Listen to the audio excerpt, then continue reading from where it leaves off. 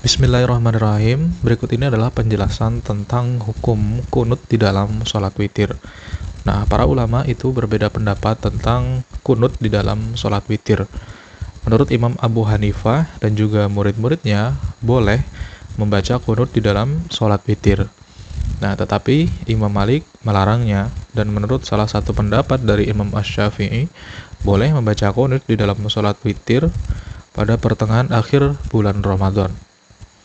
Dan ada juga sebagian ulama yang memperbolehkan membaca kunut dalam sholat witir pada setengah pertama di bulan Ramadan. Perbedaan pendapat tersebut itu karena adanya beragam hadis. Di antaranya adalah riwayat bahwa Rasulullah itu membaca kunut secara mutlak. Riwayat bahwa beliau membaca kunut selama sebulan.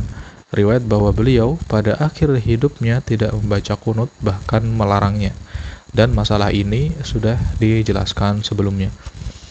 Kemudian tentang melakukan sholat witir di atas kendaraan ke arah manapun menghadap, mayoritas ulama memperbolehkannya. Karena ada riwayat yang menyatakan bahwa Rasulullah itu pernah melakukan hal tersebut.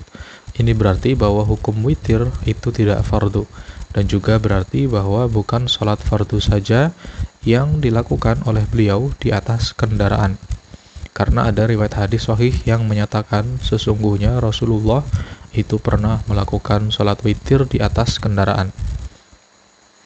Menurut kesepakatan ulama-ulama dari mazhab Hanafi, seperti yang telah dikemukakan sebelumnya, sholat witir dan sholat fardu itu tidak boleh dilakukan di atas kendaraan. Mereka menolak hadis dengan menggunakan qiyas, dan ini lemah.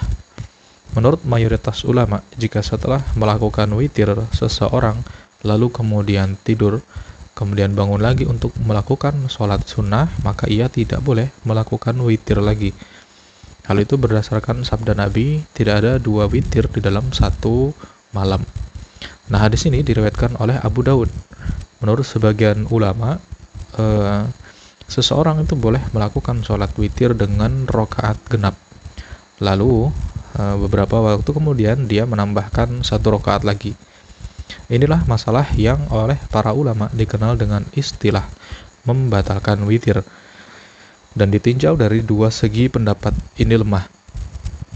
Yang pertama, witir itu tidak boleh dipotong-potong. Yang kedua, sholat sunnah satu rakaat saja tidak dikenal itu dalam syariat. Pendapat ulama yang memperbolehkan hal itu dan yang tidak memperbolehkannya, inilah yang menjadi sumber perbedaan pendapat mereka dalam masalah tersebut. Wallahu a'lam bishawab.